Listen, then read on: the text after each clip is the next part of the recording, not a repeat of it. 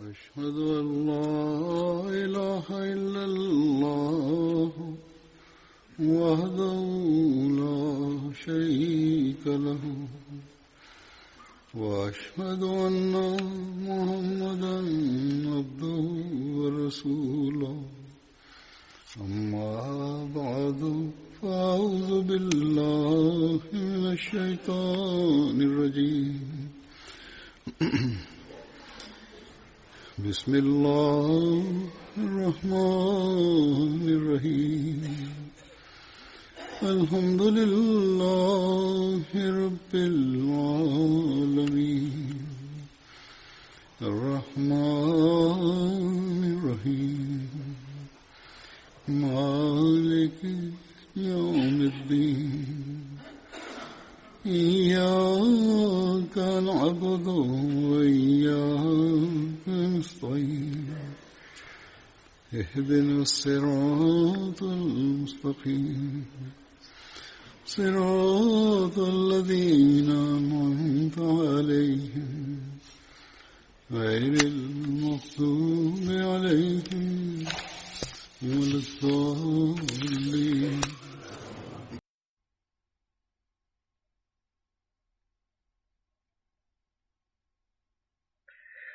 حضرت یزید بن ثابت یو بدری صحابي وو. د هغوی تعلق د انصارو د قبیلې د خزرج خاندان بنو مالک بن نجار سره وو. د حضرت یزید د والد نامه ثابت بن زحاک او د والدې نامه نوه بنت مالک وه.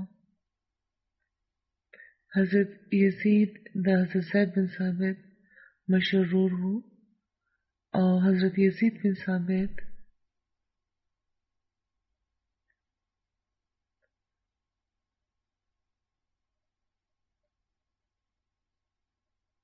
دبیه بنت ثابت سره واده کړی وو او د دې باره کې دا هم راځي چې یزید بن ثابت د بدر او د احد دواړو غزواتو کې شامل وو. د حضرت یزید بن ثابت شهادت په 12 هجري کال کې د حضرت ابوبکر د خلافت په دور کې د جمامه پورس شوی وو او د یو بل قول مطابق د جنگ یمامه په ورځ یو غشی دی باندې لګېدلی او په واپسۍ کې په لاره کې دوی وفات شوي وو. حضرت یزید بن ثابت بیانوي هغوی د نبی کریم صلی الله علیه وسلم سره ناست وو چې یوه جنازه ظاهره شوه او په دې رسول کریم صلی الله علیه وسلم ودرېده او کوم خلک چې هغوی سره وو هغوی هم ودرېده او هغوی ټول ولاړ وو تر دې چې هغه جنازه تېره شوه. او همدا واقعه یو بل روایت کې سره د تفصیل داسې بیانه شوې ده چې حضرت یزید بن ثابت نه روایت دی چې هغې نبي کریم صلی الله علیه وسلم سره د نورو صحابهو سره ناست وو چې یو جنازه ښکاره شوه چې رسول کریم صلی الله علیه وسلم هغه ولیده نو هغوی زر د خپل ځای نه ودرېده او د هغوی صحابه هم په تیزۍ ودرېده او تر هغې پورې ولاړ وو تر څو چې جنازه تېره نه شوه. حضرت یزید چې قسمه ده په خدای جزا دا نه ګڼمه چې هغوی سره تکلیف یا د زیاده تنګۍ په وجود ودرېدلي وو او زما دا خیال چې هغه یو یهودي سړي یا د ښځې جنازه وه او موږ هغوی نه د هغوی د ودرېدو وجه هم نه وه تپوس کړی. او بیا یو بل روایت دی چې حضرت یزید بن ثابت نه چې هغوی یو ورځ رسول کریم صلی الله علیه وسلم سره راوته. دا د صحیح روایت دی چې کوم د تاریخ چې کوم لومړی کتاب دی. حضرت بن ثابت وایي چې رسول کریم صلی الله علیه وسلم سره راووت هغوی یو نوی قبر ولیدو. دا یو بله حضرت فرمایي چې واقع ده چې موږ رسول کریم صلی الله علیه وسلم سره راووتو هغوی چې یو نوی قبر ولیدو نو ویې فرمایل چې دا څه دی نو خلکو وایي چې دا د فلانۍ قبیله ده د هغې یو وینځ او د هغې قبر دی. نو رسول کریم صلی الله علیه وسلم هغه وپېژنده. صحابه عرض وکړو چې هغه غرمې په وخت وفات شوی وه او هغوی هغه وخت تاسو هغه وخت آرام فرمایلو نو موږ ځکه دا خوښ نه کړي چې راپاسو ځکه چې تاسو آرام کولو.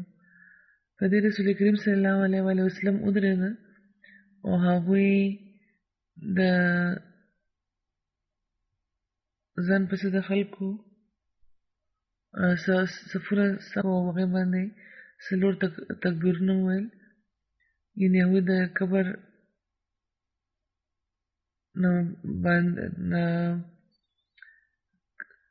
یعنې په قبر باندې هغوی صفونه جوړ کړو، جنازه وکړه. او دا یې وفرمیل چې څو چې زه ستاسو ترمنځ موجود یم نو تاسو که چې څوک هم مړ شي نو ما ضرور خبروئ، فوراً ما ضرور خبروئ، ځکه چې زما دعا د هغه لپاره رحمت ده. همدغه شان دا روایت په مسلم او په سنن ابو داود او ابن ماجه کې هم شته. او په ابن ماجه کې دا داسې تفصیلا بیان شوی ده چې حضرت زید بن ثابت بیانوي هغوی د زید مشر وو چې موږ رسول کریم صلی الله علیه وسلم سره راووتو. هغوی جنت البقیع ته چې ورسېدو نو هلته یو نوی قبر و. هغوی د لږ تپوس وکړو نو خلکو ورته عرض وکړو چې دا د فلانۍ ښځې قبر دی. او راوي وایي چې هغوی هغه ښځه وپېژنده او ویې فرمیل چې تاسو زه د دې باره کې ولې خبر نه کړم. نو هغوی عرض وکړو چې تاسو د غربۍ آرام فرمایلو نو ځکه موږ خوښ نه کړو چې تاسو له تکلیف ورکړو. نو په دې رسول کریم صلی الله علیه وسلم وفرمیل چې داسې کار مه کوئ چې زه نه پېژنم، یعنې ما خو چېرته داسې نه دي ویلي. او تاسو کې چې څوک هم کله مړ شي نو تر څو چې زه تاسو ته یم نو ما د هغې باره کې ضرور خبروئ، ځکه چې هغه لپاره زما دعا د رحمت سبب ده. بیا هغوی د هغې په قبر له لاړه او موږ د هغوی شاته صف جوړ کړو. هغوی هغې باندې څلور تکبیرونه وویل. د صحیح بخاري یو بل روایت دی چې د حضرت ابوهریره نه چې د یو حبشڼۍ باره کې روایت مروي دی د جنازه باره کې چې پکې دا بیان شوي چې د هغې به په مسجد نبوي کې جاړو کولو او هغه وفات شو. نبي کریم صلی الله علیه وسلم چې هغه یو څو ورځې ونه لیده نو هغوی د هغې باره کې تپوس وکړو، خلکو هغه خو وفات شوې ده. نو هغوی بیا وفرمیل چې تاسو زه د هغې نه خبرولم، ما ته د هغې ښځې د قبر راته وښایي او بیا تاسو بیا هغوی د هغې په قبر باندې قبر له تشریف یوړو او د هغې جنازه یې کړې وه. د سنن ابن ماجه شرح د انجاز الحاجه مصنف لیکي چې دا یو حبشڼه ښځه وه او د دې نامه امریکي او مهاجر بیانه کړې ده او ابن منده د دې نامه خرقه بیانه کړې ده او په صحابیاتو کې دا شمېرلې ده. او دا هم ممکنه ده چې خرقه د هغې ښځې نامه وي او مهاجر د هغې کنیت وي، یعنې دواړه نامې صحیح دي. د بل کوم صحابي چې ذکر دی د هغې نامه د حضرت معاوض بن عمرو بن جموح. د دوی تعلق د انصارو د قبیلې د خزرج خاندان بنو جشم څخه و. د دوی د والد نامه عمرو بن جموح و او د دوی د والدې نامه هند بنت عمرو وه. حضرت معاوض بن عمرو بن جموح د خپلو دوه وروڼو حضرت معاذ او د حضرت خلاد سره د بدر په غزا کې شامل شوي وو او دې نه علاوه دوی د احد په غزا کې هم شامل وو. حضرت معاوض بن عمرو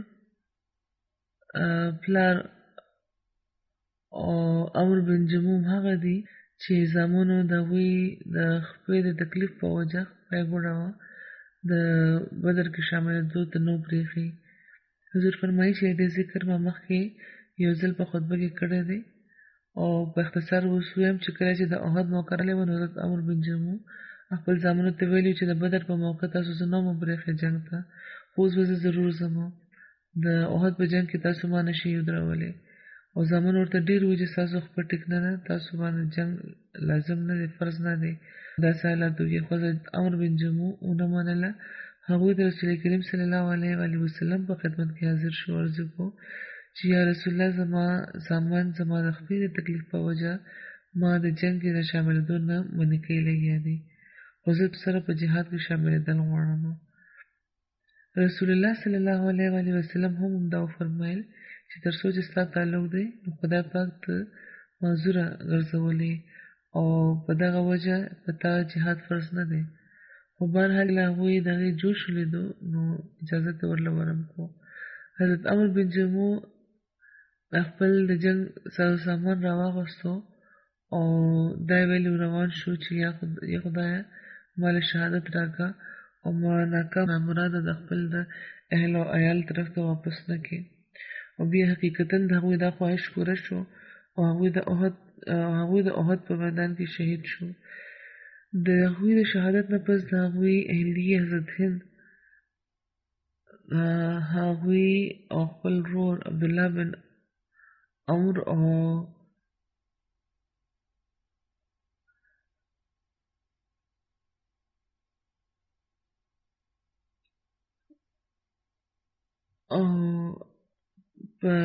په یو سورلی باندې هغوی ایښي وو او دواړه په یو قبر کې ښخ شوي وو. بیا رسول کریم صلی الله علیه و آله وسلم فرمایل چې قسم یې د هغه ذات دی چې چا د قدرت په قبضه کې زما ژوند دی چې ما امر لیدلی دی چې هغه سره د خپله ګوډې خپې په جنت کې ګرځي. بیا چې بل کوم صحابي ذکر ده د هغې نامه ده حضرت بشر بن برا بن معرور. د دوی تعلق د انصارو د قبیلې د خزرج خاندان بنو عبید بن عدي سره و او د یو بل قول مطابق بنو سلمه سره د دوی تعلق و. دو مختلف بیاني روایتونه. د حضرت بشر د والد نامه حضرت برا بن معرور او د والدې نامه خلیده بنت قیس و. د حضرت بشر والد برا بن معرور هغه 12 نقیبانو کې شامل و چې مقرر کړی شوي وو او د بنو سلمه قبیلې نقیب وو. حضرت برا د هجرت نه یو میاشت مخکې د سفر په حالت کې وفات شوی وو. کله چې رسول کریم صلی الله علیه و آله وسلم هجرت وکړو مدینې ته تشریف راوړو نو هغوی د هغوی په قبر تشریف یوړو او 4 تکبیرات یې ویلي وو. حضرت بشر د خپل پلار سره د بیعت ثانیه کې شامل شوی وو او رسول کریم صلی الله علیه و آله وسلم د رسول کریم صلی الله علیه و آله وسلم چې کوم ماهر تیرانداز صحابه په هغې کې حضرت بشر هم شامل وو.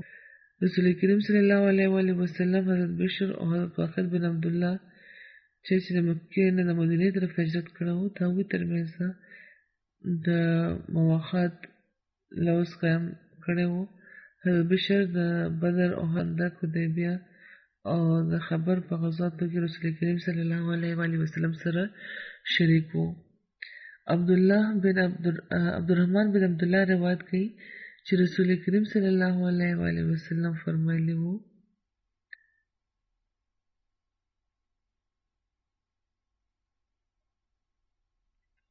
چې بنو نزله بعض روایتونو کې بنو سلمه لیکلی دي چې ستاسو سردار څوک دی. هغوی وویل چې جد بن قیس. هغوی فرمایل چې هغه په کومه وجه سردار منئ. هغوی عرض وکړو چې هغه موږ زیات مالداره دی او ډېر مالداره سړی دی لوی سړی دی نو ځکه موږ هغه خپل سردار جوړ کړی دی. خو ورسره دا وو چې موږ صرف د بخل په وجه دا ګڼو چې هغه عیبداره دی ډېر بخیل دی کنجوسه دی او دا شوم دی او دا خبره د هغه زموږ خوښه نه ده. رسول کریم صلی الله علیه و آله وسلم فرمایل چې د شومتیا نه زیاته لوی بیماري کومه وه. دا بخیل کېدل دا شوم کېدل خو دا ډېره لویه بیماري ده. ستا سردار نه دی او په دغه وجه ستا سردار نشي جوړېدی. هغوی عرض وکړو چې یا رسول الله بیا زموږ سردار څوک دی تاسو راته ووایئ. نو هغوی فرمایل چې بشر بن معرور ستاسو سردار دی یا کوم صحابي ذکر کېږي لګیا دی. د دې باره کې هغوی فرمایل چې دا ستاسو سردار دی. او یو بل روایت کې دا الفاظ دی چې رسول کریم صلی الله علیه و آله وسلم فرمایلی وو چې ستاسو سردار د سپین رنګ ګلګوتې ویښتو والا بشر بن برا بن معرور دی. حضرت بشر بن برا د حضرت قبیصه بنت سیفي سره واده کړی و او د هغه واده نه دوی کې یو لور پیدا شوی و چې نامه عالیه وه. حضرت قبیصه اسلام قبول کړی و، د رسول کریم صلی الله علیه وسلم بیعت هم کړی و. حضرت ابن عباس نه روایت دی چې یهود د اوس د خزرج په مقابله کې رسول کریم صلی الله علیه وسلم د مبعوث کېدو نه مخکې د رسول کریم صلی الله علیه وسلم لپاره د په واسطه به د فتح دعا غوښته. یو بل سره هغوی چې جنګېدل دا دعا غوښته چې دا نبي چې پیشګویي ده چې مبعوث کېږي به د هغه په نامه موږ له فتح راکړه. خدای پاک نه مې غوښته، خو چې کله رسول کریم صلی الله علیه وسلم د خدای پاک له طرفه په عربو کې مبعوث شو، همدغو خلکو د هغوی انکار وکړو چې کومه خبره به چې هغوی کوله د هغې نه انکاریان شول. همدغه طریقه همیشه راسي. دا حضور فرمایي چې کوم خلک انکار کوي. حضرت معاذ بن جبل، حضرت بشر بن برا او داود بن سلمه دې یو ځل وی چې یهودیانو ته چې یهودیانو یا د یهودیانو ډلې خدای پاک نه وویرېږي، اسلام قبول کړئ. مخکې خو به تاسو موږ ته موږ د محمد نومې نبي د ظهور په ذریعه به تاسو فتح موږ وغوښته، او دا بیا وی چې دا نبي به راځي چې نامه به محمد دی، او د هغه په وجه به فتح دعا تاسو کولو او موږ به شرک کولو. حضرت بشر بن برا وی چې موږ خو هغه خلکو کې شامل یو چې شرک به کولو، او تاسو به دا خبرې موږ ته ویلې، او تاسو به موږ ته دا وی چې هغه نبي راتلونکی دی، او اوس هغه وخت راغلی چې هغه به مبعوث کېږي، او موږ ته به تاسو د هغې نشانه ښودلې چې دا نشانه به وي. اوس چې هغه مبعوث شوی دی، راغلی دی، نو اوس په هغه نبي ایمان ولې نه راوړئ؟ سلام بن مشکم یو یهودي و چې د بنو نظر قبیلې سره هغې تعلق لرلو. د هغې سردار و، د هغې د خزانې نگران به هم و. دا د هغې ښځې زینب بنت حارث خاوند و چې د رسول کریم صلی الله علیه وسلم له د خبر په غذا کې زارناک خبر کړی و. بهرحال هغه جواب دا ورکړو چې د هغه نبي نه چې د څه موږ نه دي وروړي چې څه د موږ خبر یو، او نه د دوی هغه نبي دی چې موږ ذکر کړی و. ټول علامتونه پوره شو، او دوی دا وی چې نه موږ دوی هغه نه دي وروړي چې څه موږ پېژنو، ټول علامتونه نه دي پوره شوي، ځکه به موږ نه منو. په دې خدای پاک باندې آیت نازل فرمایلی و کہ ولما آهم کتاب من عند الله مصدق لما معهم وكانوا من قبل يستفتحون على الذين كفروا فلما جاءهم ما عرفوا كفروا به فلعنة الله على الكافرين. ولما جاءهم كتاب من عند الله مصدق لما معهم وكانوا من قبل يستفتحون على الذين كفروا فلما جاءهم ما عرفوا كفروا به فلعنة الله على الكافرين. یعنی او چې کله د خدای پاک له طرفه د یو داسې کتاب راغلو چې د هغه تعلیم چې دوی سره و د هغې تصدیق یې کولو، لکه حال دا و چې دې نه مخکې هغه خلکو خلاف چې کفر کړی دی به د خدای پاک نه مدد غوښته، او چې کله هغې له راغلو او څوک چې دوی بیا وپېژندو نو بیا دوی د دې انکار وکړو، نو په کافرانو باندې د خدای پاک د لعنت وي. حضرت زبیر بن عوام بیانوي چې کله چې د احد د جنګ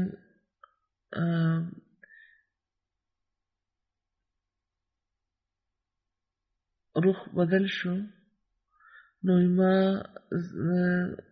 وکړه چې رسول کریم صلی الله علیه وسلم ما د جوخت موږ سره جوخت دی، او ټول ډېر بدحواسو وېرېدلي یو، او موږ باندې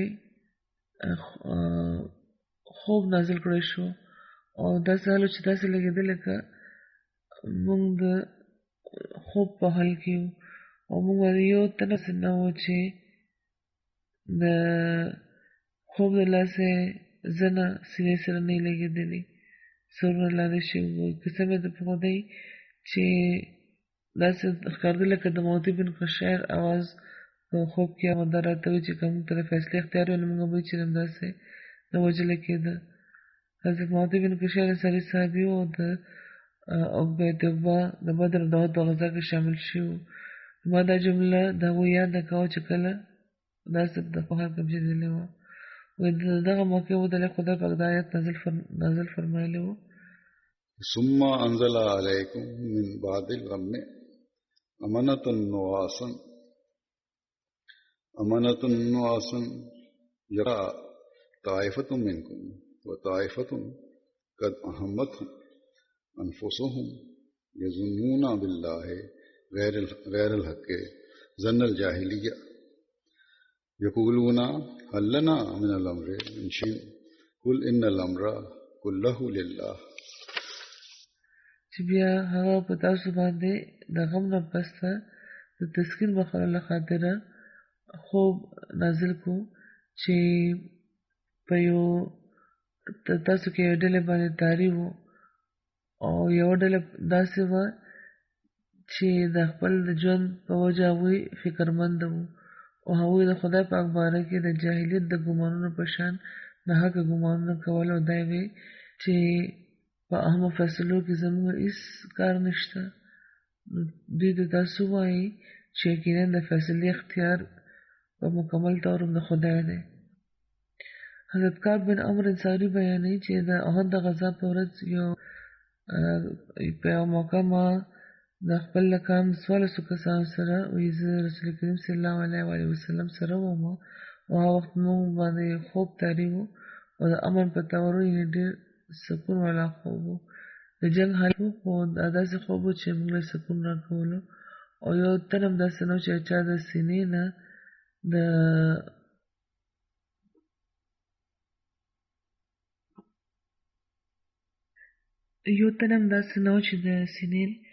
د دونکړی په شان د خرړېدو آواز نه راوته او ځینې وخت داسې هم ژور خوب ته حالتو په هغې باندې وایي ما ولیده چې بن مارور د کوم صحابي چې ذکر روان دی د هغوی د لاس نه توره پرېوته او هغوی ته احساس هم ونه شو چې توره ترې پرېوته ده حالانکې مشرکین په موږ حمله کوله لګیا وه.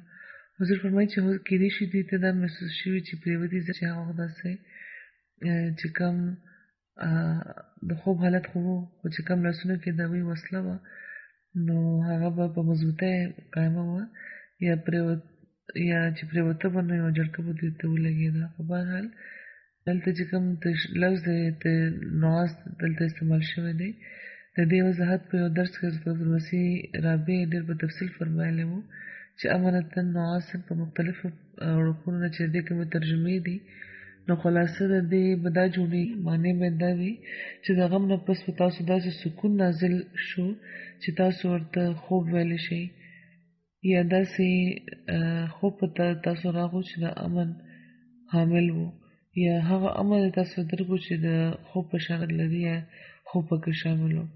دا د امنة النعاس مطلب دی چې په وقتي طور تاسو خوبجن شوي وي یا سرونه هم ټیټ که او یا غوږ چې پکې خوړلې وه خو دلته د نعاس معنی دغه قسمه خوب نه دی بلکې هغه کیفیت دی چې د بیدارۍ او د خوب ترمنځ چې کوم وي او د خوب نه مخکې یو داسې منزل راځي چې ټولو اعصابو ته یو سکون میلاو شي مجور سکون که بیا جاري وي نو بیا په خوب کې بدل شي. نو که داسې حال کې چې انسان روان وي نو بیا پروزي نه د پرېوتو نه مخکې هغه ته یو جټکه ولګي هغه پوه شي چې زه په کوم کیفیت کې وم. خو که خوب راشي او نو هغې نه پس بیا په خپلو اعصابو په خپلو اعضاو هېڅ اختیار نه پاتې نه شي. نو بهرحال حضور فرمایي چې کېدای شي بشر بن برا باندې هم همداسې خوب راغلی و هغه حالت و او د سکون د کیفیت نه باوجود د جنګ په حال کې او انسان پریوزي او په دغه وجه د هغې لاسونه لږ سس شوي وو او توره یې ترې که پرېوتې وه نو که دا خبره یعنې که صحیح وګڼلی شي. خو خو بهرحال دا حالت داسې چې پکې فوراً احساس هم وشي چې زور خوب ته روان یم، بیا انسان د جټکې په وجه راپام سي. خو بهرحال خدای پاک فرمایي چې ما تاسو له داسې د سکون حالت ورکړی و چې د خوب په شان و، خو دومره ژور خوب نه و چې تاسو په خپلو اعضاو بیا اختیار نه لرئ. سکون خو یې ورکولو، خو بېکاره کولی یې نه. د حضرت ابوطلحه رضی الله تعالی عنه د بخاري حدیث دی، هغوی فرمایي چې د احد په ورځ د عین په جنګ په حال کې په موږ باندې خوب راغلو، او دا هماغه خوب و چې مخکې ذکر تېر شوی دی. او دوی وایي چې توره زما د لاسه پرېوته وه، الله وه چې زما به دا بیا ونیوله. بهرحال حدیث خو دا وایي چې د داسې د خوب کیفیت نه و چې دا څیزونه لاس نه دا څیزونه نه پروزي یا چې روان یو نو موږ پروزو. تسکین و، سکون و، خو بیا یو حده پورې موږ ته په خپلو اعضاو باندې اختیار هم حاصل و، او بیا به چې دا توره پرېوته نو موږ به بیا راونیوله. او یعنې دا ناڅاپي یو بر داسې نه ده راغلی د خوب دا کیفیت و چې کوم څه وخته پورې په دوی و. د ترمذي باب التفسیر کې حضرت ابوطلحه رضی الله عنه دا روایت کوي چې د احد د غزا په ورځ ما سر چې اوچت کو او کته مې نو هر تن د خوبه د خپل د ډال نه لاندې روان و، یا د ویښه د پاتې کېدو په وجه یا د ستومانۍ په وجه ډېر بد حالت و دغو صحابه. او په داسې حال کې د خدای پاک له طرفه د سکون کیفیت میلاوېدو لګیا و. وایي چې یو داسې نظاره وه چې عامه وه، او په اتفاق د یو ستړي د مجاهد باندې چې کوم کیفیت وي دا اطلاق په دې نه کېږي، بلکې حضرت خلیفه رابع دا لیکلي دي چې ټول مجاهدین چې د رسول کریم صلی الله علیه وسلم سره په جنګ کې شامل وو، هغوی د دشمن خلاف چې په جنګ کې شامل وو، نو هغوی ټولو باندې ناڅاپه د اسمان نه یو څیز نازل شوی و، او هغوی ټولې په خپل په هغوی ټولو باندې هغه خور شوی و. هغه وخت هغوی د دې سخت ضرورت هم لرلو د سکون او د خپل د اعصابو د کولو لپاره د اوده کېدو وخت هم دوی سره نه و. او چې داسې حال وي او داسې د ستومانۍ حال وي نو بیا داسې حالت په انسانانو تاریخ شي. بهرحال ټول قوم په یو وخت داسې خوب حال ته لاړ شي چې جنګ روان وي او د دشمن نه سخته خطر هم وي. دا یو معجزه ده او داسې اتفاقي حادثه نه ده چې ځینو خلکو سره دا شوې ده. دا یو معجزه ده او دا د خدای پاک له طرفه د یو خاص سکون کیفیت دوی له هغه وخت ورکړی شوی و. حضرت بشر د خیبر د غزا په ورځ رسول کریم صلی الله علیه وسلم سره د هغه غوښه خوړلې وه د چیلۍ چې زهر پکې ګډ و، او یو یهودي ښځې د توفیق په طور رسول کریم صلی الله علیه وسلم له ورکړی و. چې کله حضرت بشر د لومړۍ نوړۍ خپله نوړۍ چې تېره کړه نو هغوی له د هغه ځای نه خوځېدلي هم نه وو چې د هغوی رنګ بدل شو، او دلسان یوه کپړه چې پکې تور رنګ زیات غالب وي د هغې په شانه شوی و. او د درد نه 1 کال پورې د هغوی دا حال و چې د درد نه د هغوی دا رنګ داسې شوی و. تر 1 کال پورې د هغوی دا حالت و چې د بغیر د سهارې به هغوی اړخ هم نشو بدلولی، او بیا په دغه حال کې هغوی وفات شوي وو. او دا هم ویل کېږي چې هغوی لا د خپل ځای نه خوځېدلي هم نه وو. زهر دومره زیات و چې د خوړو نه پس لږ ساعت پس د هغوی وفات شو. او چې حضرت بشر بن برا چې کله وفات شو د هغوی والدې ته ډېر سخت هغې غم و. هغوی رسول کریم صلی الله علیه وسلم له راغله او ورته وویل چې یا رسول الله صلی الله علیه وسلم د بشر وفات په بنو سلمه ووژني نو مړی به یو بل پېژني، نو هغوی چې دا حرکت کړی دی نو دا مړی به یو بل وپېژني، او آیا د بشر له طرفه الله هم ورکړی کېدی شي. رسول کریم صلی الله علیه وسلم وفرمیل چې او ابو بشر قسم یې د هغه ذات یې چا په لاس کې چې زما ژوند دی چې لکه مارغان په ونو باندې یو بل پېژني همدغه شان جنتیان به یو بل پېژني. مطلب دا ده چې هغوی وپېژني څوک چې وفات کېدونکي دي. او دغه په لاس زه سلام لګلی شم. یو روایت کې د الفاظ چې د بنو سلمه قبیله چې کم ترمم چې وفات کېدو نو بشر والده به د رسول کریم صلی الله علیه و سلم دغه خبره اوریدونه پس هغه له ولاړ دا به ورته چې پته د سلام وي هغه په جواب کوم څه ونه دی ورته بیا چې بشر ته به زما سلام وي او څوک هم چې وفات کېده د بنو سلمه نو هغوی به هغې له لاړو دا به ورته زما سلام به ورته وویل. بنو سلمه سره هغوی تعلق لرلو او حضور فرمایي چې مخکې ما شاید چې دشمنانو خبره کړې ده دا د دشمنانو خبره نه ده دا دغې انداز دی د وینا چې د بشر وفات به بنو سلمه وژني او آیا مړي به یو بل پېژني یعنې مطلب یې دا چې ډېر غم دی موږ ته نو آیا د بشر طرف ته سلام رسولی کېدی شي او رسول کریم صلی الله علیه وسلم چې ورته وفرمیل چې هغوی کېدل بیا به د هغوی د هر تن به چې وفات کېدو نو د هغې په ذریعه به دا پیغام لېږلو چې هلته جنت ته به ځي نو زما سلام به ورته ووایي. د یو روایت مطابق د حضرت بشر خور د رسول کریم صلی الله علیه وسلم مرض الموت کې هغوی له راغله او رسول کریم صلی الله علیه وسلم ورته وفرمیل چې ستا ورور سره چې ما کومه نوړی په خبر کې خوړلې وه د هغې په وجه زه خپل د رګونه محسوسوم چې پرې کېږي لګیا دي. د دغه واقعې ذکر حضرت مسلم موعود رضی الله عنه په تفصیل بیان فرمایلی دی. هغوی لیکي چې یهودي ښځې صحابانو نه تپوس کړی چې رسول کریم صلی الله علیه وسلم د څاروي د کومې برخې غوښه زیاته خوښوي. رسول کریم صلی الله علیه وسلم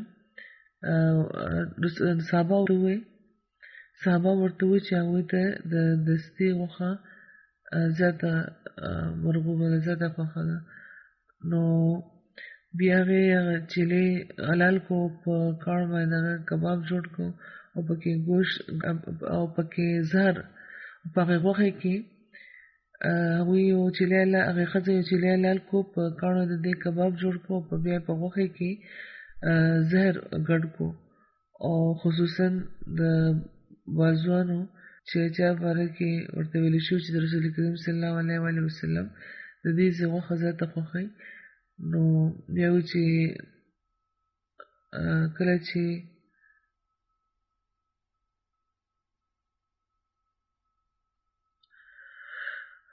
کله چې ماښام شو نو دوی چې لمونځ وکړو او خپله ډېرۍ طرف ته واپس را روان وو دوی ولیدل چې د خیمې سره یوه ښځه ناسته ده هغوی ته یې تپوس وکړو چې ستا څه کار دی نو دوی ورته چې یا ابوالقاسمه تاسو لپاره مې تحفه راوړې ده او هغوی زمانو تپوس وکړو چې دا څه ورکوي لږې ده نو هغې دا چې څه ورکوي دې ته نه واخله او بیا چې هغوی خوراک له کېناسته اوټه ته کېناسته نو هغې کې هغه سره کړه غوښه هم ایښودلی شوې وه. رسول کریم صلی الله علیه وسلم دې نه یوه نوړه واخیسته او د هغوی یو صحابي بشیر بن برا بن معرور هم یوه نوړه واخیسته. بهرحاله تاریخ په کتابونو کې د حضرت بشیر نامه ځینې ځایونو کې بشیر هم لیکلی شوی ده. حضرت مسلم موعود بشیر بن برا یا دلته لیکلی دي خو مطلب دی نوم بشیر بن برا دی او په دې کې نورو هم لاس مخې کړو د غوښه خوړو لپاره خو رسول کریم صلی الله علیه وسلم فرمایل چې مه خورئ ځکه چې دغه لاس خبر کوه چې په ګوشت په دغه ځکه چې دغه لاس خبر کوم چې په غوښه کې زهر ګډ شوی دی. دې دا معنی نه چې هغوی ته الهام شوی بلکې دا د عربو محاوره دا معنی دا دی چې دغه غوښه چې ما وڅکله نو ما ته معلومه شو چې په دې کې زهر ګډ دی. نو په دې ځای کې دا مطلب نه دی چې د محاورې مطابق دا خبره بیانه شوې او هغوی فرمایلي چې د هغوی لاس خبره کړې خو مطلب یې دا و چې غوښه چې مې وڅکله نو ما ته معلومه شوه او چې کومه مخکینۍ بیا فکره ده هغه د دغو معنو وضاحت هم کوي. نو په دې بشیر وایي حضرت مسلم موعود فرمایي او د دې تفصیل هم په قرآن کې د حضرت موسی علیه السلام د زمانې واقع بیانه شوې ده چې یو دیوال متعلق راځي چې هغه پرېوتل غواړي چې مطلب یې دا دی چې هغې کې د پرېوتو اثر پیدا شوی دی. نو دلته هم مطلب دا دی یعنې محاورې په طور دا خبره شوې ده. بیا مخکې فرمایي چې په دې حضرت بشیر بن برا یعنې بشیر یعنې حضرت بشیر بن برا ووایي چې کوم خدای چې تاسو له عزت ورکړی زه د هغې قسم خورم او دا وایم چې ما ته هم په دغه نوړه کې زهر معلوم شوی دی او زما د زړه کېده چې زه دا لړه کړمه خو ما دا خیال وکړو چې که ما داسې وکړو نو ستاسو طبیعت باندې به بوج جوړ شي ستاسو روټۍ به خرابه شي یې تسلي ماته هم نه وه، ماته هم دا ښکارېده چې څه دي پکې. خو چې تاسو هغه لوړی تېره کړه نو هم ستاسو په تدبر کې هغه تېره کړه. زما زړه دا دی چې ما ته شک دی چې په دې کې زهر ده، نو ځکه کاشي رسول الله دا لوړی تېره نه کړي. وایي دې لږ ساعت پس د بشیر طبیعت خراب شو، او ځینې روایتونو کې خو دا هم دي چې هغوی ملته په خیبر کې وفات شو، او په ځینې دا چې دې نه پس څه موده پورې دوی بیمار وو، د نه پس وفات شو. او په دې رسول کریم صلی الله علیه وسلم د هغې ټوکړې د یو سپي مخې ته واچولې، او چې هغه سپي هغه وخوړی نو هغه مړ شو. رسول کریم صلی الله علیه وسلم هغه ښځه راوبلله، ورته وفرمیل تا ولې په دا زهر په دې کې ګډ کړو؟ هغوی تاسو ته دا چا وویلې؟ نو د هغوی په لاس کې هغه د هغه چیلۍ لاس و، نو هغوی وویل چې دغه لاس ماته وویلې. نو په دې ښځه پوه شو چې په دې دا راز اوس ښکاره شوی دی دوی ته.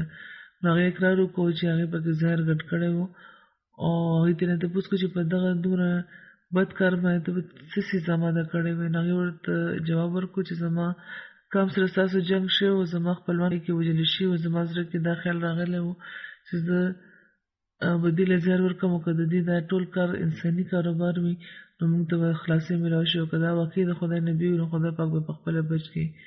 رسول کریم صلی الله علیه وسلم چې دا خبر د هغه معاف کا، او د هغې چې کومه سزا وه د قتل هغه ورنه کا. او دا واقع ښیي چې رسول کریم صلی الله علیه وسلم به څنګه هغه خلک وبخل چې به د هغوی ملګري وجل یا ځان د دې باندې حملې کولې، او په اصل کې به هغوی هغه سزا ورکوله چې د یو تن ژوندي پاتې کېدل به آینده د ډېرو فتنو سبب جوړېدو. بهرحال دا یو عام تصور د ځینې دښمنان دا اعتراض کوي چې نبي کریم صلی الله علیه وسلم د دغه زهر د لاس خوشي، او د تاریخ او د سیرت ځینو کتابونو هم دا بحث راوچت کړی دی. او ځینې سیرتنګار د رسول کریم صلی الله علیه وسلم د وفات د دغه وجه په وجه هغوی له د شهادت درجه ورکولو لپاره دا روایتونه قبلول شي چې پکې دا ذکر دی چې دغه زهر په وجه رسول کریم صلی الله علیه وسلم وفات شوي وو. لکه دا خبره سمه نه ده. په دې زموږ ریسرچ سیل هم یو نوټ ماته رالېږلی دی، هغه هم داسې چې تاسو ته به دلته واوروم. د دې مطابق دی وایي چې د تاریخ او سیرت کتابونه یا د یوه خبره منل شوې ده چې رسول کریم صلی الله علیه وسلم بیخي دغه زهر په وجه نه وفات شوي. او څوک چې داسې خبره کوي هغه خو یا خو د ټولو روایتونو علم نه لري یا هغه غلطي خورده دی. واضح دی وي چې د زهر ورکولو نه پس د زهر ورکولو واقع د خیبر د غزا په موقع شوی و چې 6 هجري کال په آخر یا 9 هجري کال په آخر یا 2 هجري په سر کې دا واقع شوی ده. او د دې تقریبا 4 کاله پس رسول الله علیه وسلم ژوندي وو، ښه پوره ژوند هغوی تېر کړی و. او څنګه به چې مخکې جنګونه له تله عبادتونو په نورو معمولات کې د هغوی لږ هم فرق نه و راغلی. تقریبا 4 کالو پس د تبې او د سر درد کیفیت به هغوی راغلی او د هغې نه هغوی وفات شوي وو. نو په دې څوک یو عقلمند هم دا نشي ویلی چې د زهر په وجه د زهر د اثر د 4 کاله پس شوی و. په اصل کې د بخاري او د نور چې کوم د حدیث کتابونه دي کې یو حدیث دی چې د هغې په ترجمه باندې سم نه پوهېدو په وجه دا مفهوم راوبلل کېږي چې دغه زهر په وجه وفات شوی، لکه دا سمه خبره نه ده. د بخاري حدیث دا دی چې ترجمه یې زه بیانوم چې حضرت عایشه فرمایي چې رسول کریم صلی الله علیه وسلم په مرض الموت کې دا فرمایل چې عایشې د هغه تکلیف چې ما په خیبر کې خوړلی و همیشه ما محسوس کړی دی، اوس هم د هغه زهر په وجه زه خپل رګونه محسوسوم چې پرې کېږي لګیا دی. دا هغه حدیث دی چې نتیجې ته دا راوباسلی کېږي. او ځینې مسلمانان او د مسلمان مفسرین او محدثین هم دا وایي چې لکه دغه تکلیف په وجه رسول کریم صلی الله علیه وسلم وفات شوي وو. او بیا دا مخې ته ږدي او دا تشریح کوي چې د دې په وجه رسول کریم صلی الله علیه وسلم شهید ګرځولی کېدی شي یا ګرځول کېږي د ځینو مطابق. حالانکه دا روایت د دې خبرې تایید نه کوي. په دې کې صرف د یو تکلیف اظهار دی چې رسول کریم صلی الله علیه وسلم هغه فرمایلی و. او هر تر خبر دی چې ځینې وخت بعض جسمانی تکلیف یا زخم یا بیماری وي چې په خاصو موقعو په وجه بهر راشي. د خیبر په موقع چې کوم زهرناک غوښه هغوی خوړلې وه د هغې باره کې په روایتو کې د روایتو په تفصیل کې چې تاسو لاړ شئ نو دا هم میلاویږي چې دغه زهرناکه غوښه هغوی په خوله کې خو دغه نوړی اچولې وه خو تېره کړې نه وه، او که تېره کړې هم وه نو هغې نه بس د هغې ښه پورې ژوند د دې خبرې ثبوت ورکوي چې وفات وجه بهرحال دا نه وه. او په بیمارۍ کې چې کوم نقصان معدې ته کېږي د دغه زهر په وجه چې کوم په بیمارۍ کې یا معدې ته یا کولمو ته چې کوم نقصان رسېده هغه زیات شو. او دا قدرتي خبرې چې داسې کېږي ځینې وخت هم دغه شان. او د خولې کتلو په وجه هغوی ته په حالت کې یا چې کوم حالت کې دننه څه زخم راغلی و او کله کله به د خوراک دوران ته هغوی ته تکلیف محسوس کېدو. په حدیثونو کې دا واقع پوره تفصیل سره موجوده ده او په دې کې دا هم لیکلی شوی دی چې رسول کریم صلی الله علیه وسلم ته معلوم شوی و چې په دې کې ځوی او هغوی خپل صحابیان منع کړي وو چې د دې خوړو نه. او د ښځې نه تپوس هم کړی و. نو هغې ویل چې ما دې لپاره زر په دې کې ملاو کړی و چې که تاسو د خدای پاک له طرفه رښتونی رسول یې نو بچ به شئ. دې موږ به تاسو نه خلاص شو ځکه چې یان خو د تاسو نه د بچ کېدو اعلان کوي. او دې نه پس دا کتو نه پس چې دا څومره خطرناکه زهر و هغوی بچ شو. په ځینو روایتونو کې دا راغلی چې دا ښځه بیا اسلام هم قبول کړی و. څه چې شوي وي خو هغه یهودیان خو دغه زهر نه د نه مړ کېدو اقرار کوي او دا معجزه ګرځوي. نو ځکه دا ویل چې د دغه زهر په وجه هغوی وفات شوي دا به بیخي سم نه. باقي ذکر به انشاءالله آینده کېږي.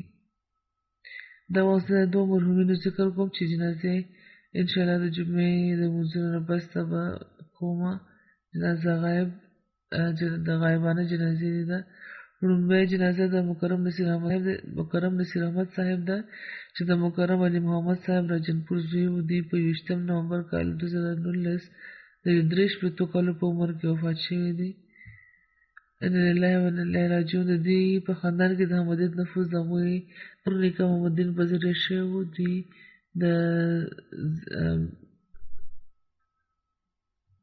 د زیرې تحصیل د فیروزپور ضلع یو کلی د ملسیا اوسېدونکي وو.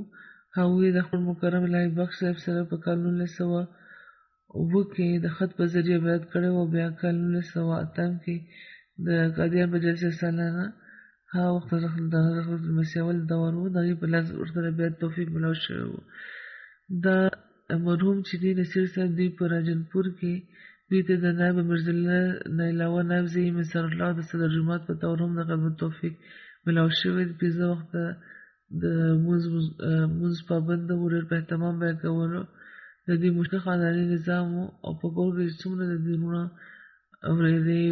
ورېرونه موجود وو نو د مونځ اوقات کې بار دوی ته یادګیرنه کوله. د سهار په وخت دوی د ټولې حوالې چکر لګولو. دا لویه حوالې وه او په دې کې به یو ځای دوی اوسېده. مختلف کورونه وو. ټول به د سهار مونځ راپاڅول. د قرآن تلاوت به دوی پخپله هم کولو او خلکو ته به هم ویل او رشتهدارانو به یې تپوس هم کول چې کوم ماشومان دي چې سستي به چې ورته ونه تلقین به ورته کولو چې باقاعده کوئ. حضرت مسیح موعود علیه السلام کتابونه به دوی پخپله هم لوسته او خپل ماشومان او خپلوانو چې کوم وروڼه او ورېرونه وو هغوی ته به هم تلقین کولو. همدغه شان خطبه به دوی باقي سره اورېده غمټې او بیا به دوی دا خبره یقیني جوړوله چې دا ټول خلک چې په حواله کې اوسي خطبه به واورېدم او که نه. د شدید مخالفت نه وجود د تبلیغ یوه موقع به دوی د لاسه نه پرېښوده او که کور والو به ورته احتیاط ویلې نو چې حالات داسې احتیاط په کار دی نو د دې جواب به دا و چې زه به خدای ته سم مخ یم چې د هغې د فرستاده پیغام به خلکو ته ونه رسولو. بوسي وو او په غم څپلو کې د اهلیې نه علاوه یو لور او 3 زامن شامل دي. د دوی یو زوی خالد احمد مربي سلسله دي چې نن سبا په مغربي افریقا مالي کې د خدمت توفیق ترلاسه کوي لګیا دي او د عمل په بدن کې کېدو په وجه په جنازه کې نشو شوی دی. خدای پاک دې د دوی درجات اوچت کړي د مغفرت سلوک دې ورسره وفرمایي او دوی نسلونو کې د هم د دې اولاد ته دغو نیکو د جاري ساتلو توفیق ورکړي. بله جنازه ده د مکرم عطاالکریم مبشر صاحب چې د میا علادته صاحبه کرتو ضلع شیخاپور او حال په کینیډا کې دوی مقیم دي.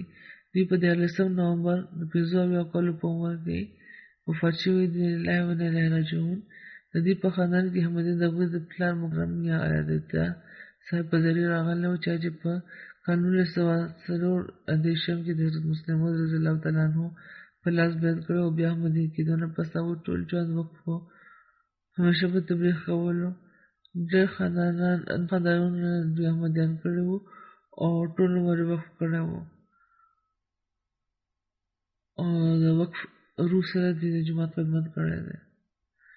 په کال 2007 کې هلته د جومات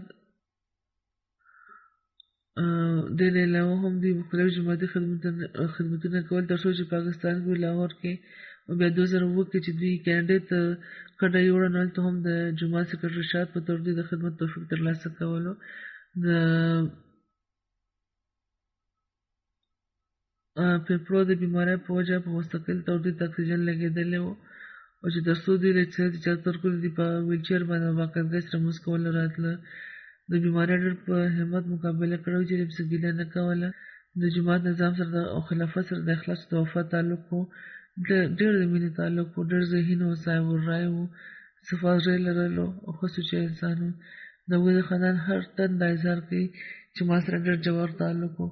هر چا سره ملس و او نفرسان وجود و، هېڅ رنګ د چا ګیله نه کوله. هر چا سره دوی د مینې او د دوستۍ تعلق و موسي و. په غم ځپلو کې د هیلې نه علاوه 2 لوڼه او 2 زامن شامل دي. د هغوی یو زوی عطاالمنان طاهر صاحب د سلسلې مربي دي چې نن سبا ناظر هم دي. د صدر انجمن احمدیه په دفتر کې اول د ډېر خدمت توفیق ملاویږي لګیا دی او یو نوسي جاذب احمد په کینیډا کې په جامعه احمدیه کې سبق ویلګیا دی.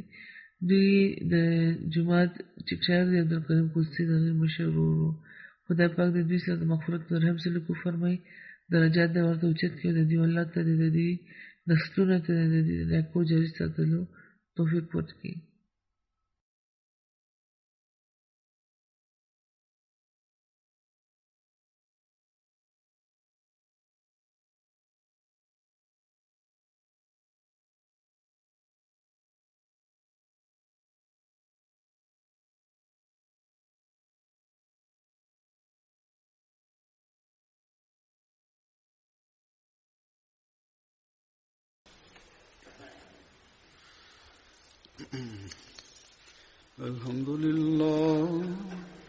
الحمد لله نحمده ونستعينه ونستغفره ونؤمن به ونتوكل عليه ونعوذ بالله من شرور أنفسنا ومن سيئات أعمالنا. من يهده الله فلا مضل له ومن يضلل فلا هادي له ونشهد أن لا إله إلا الله ونشهد أن محمدا عبده ورسوله. عباد الله رحمكم الله إن الله يأمر بالعدل والإحسان وإيتاء ذي القربى وينهى عن الفحشاء والمنكر والبغي يعظكم لعلكم تذكرون. اذكروا الله يذكركم وادعوه يستجب لكم ولذكر الله أكبر.